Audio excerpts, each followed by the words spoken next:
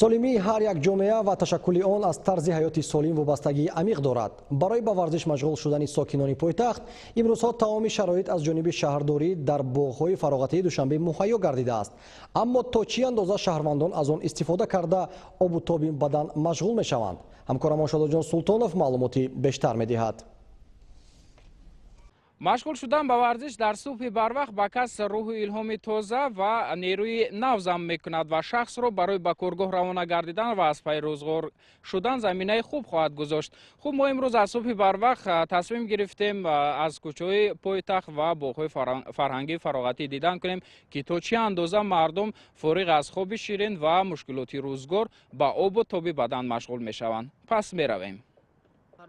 дар замони соҳиби истиқлолии кишвар давлат ҳукумати Тоҷикистон хоса шаҳрдории Душанбе барои ободу зебо гардондани ҳудуди пойтахт ва таъмини шароит барои ба варзиш машғул шудани шаҳрвандон таваҷҷӯҳи махсус зоҳир мекунад. Ҳамин аст ки қариб дар назди ҳама биноҳои истиқоматӣ майдончаҳои муосири варзишӣ бо таҷҳизотҳо барои машқу тамрин сохта мавриди баҳрабардорӣ қарор гирифтаанд. Инчунин дар пойтахт боғҳои муосир бо фарогирии гӯшаи машқу тамрин бунёд ёфтааст ки агар кас хоҳиш ба машғул шудани варзиш дошта бошад, дигар барои ӯ лозим нест ки ба толори варзишӣ ва ё ҷои дигаре равад. Аммо то чӣ андоза имрӯз шаҳрвандон аз шароити таъминшуда истифода мекунанду ба обу тоби бадан машғул мегарданд. мо аҳли эҷодӣ ва техникии телевизиони варзиш таи чанд рӯз субҳи барвақт рафтем суроғи шаҳрвандон то бубинем ки оё ҳастанд нафароне бо истифода аз ин шароит дар боғҳои фарҳангӣ аз гӯшаи машқу тамрин истифода мебаранд ё ин ки дар назди биноҳои истиқоматӣ ба обу тоби бадан машғул мешаванд. тӯли чанд рӯзе ки мо мушоҳида кардем ба ғайр аз чанд нафар мардони рӯзгордида дар боғи Куруши Кабир ва боғи ҷавонон ки аз даврони ҷавонӣ то ин дам ба машқи бадан дар субҳ дам шуғл меварзанд ва чанд варзишгари мактаби варзишии пойтахт дигар касеро дар маконҳои ҷудо гардида барои обу тоби бадан дар боғҳои фароғатӣ ва ё гӯшаҳои пойтахт дарёфт накардем, ҳолон ки беҳтарин шароити муосир барои машқу тамрин дар ҳама гӯшаҳо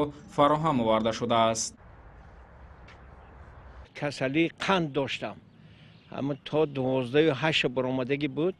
мана ҳамин раҳмат ба Рустами Имомалӣ, раҳмат ба ҷаноби олӣ ки ҳамин чизҳоро ташкил кардан. мана ҳозир ман ҳамин варзиш кати машқ карда қандамо 10.5, 9.5, 8.1, 7.3, 6.9 охирин бор супурдам 6.6 қанд.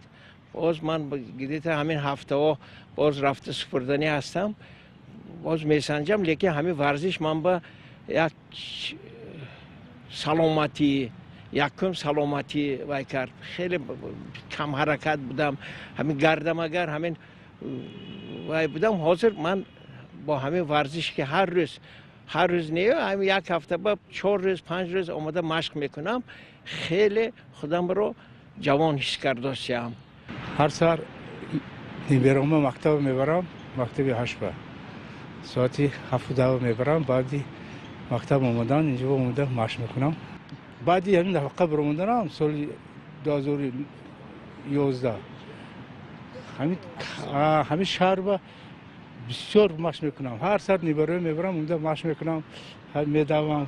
бинандаи азиз, мақсад аз пешниҳоди сюжеи мазкур он аст ки ин ҳама шароите ки масъулин барои таъмини тарзи ҳаёти солим ва обу тоби бадан машғул шудани шаҳрвандон шароит фароҳам оварданд, чаро аз ҷониби сокинони пойтахт истифода бурда намешавад, ҳолон ки солимии ҳар як ҷомеа аз ташаккули тарзи ҳаёти солим вобастагии амиқ дорад. пас бояд барои саломатии бардавом доштан ба варзиш машғул шавему тану ҷисми хешро солиму бардам нигаҳ дорем.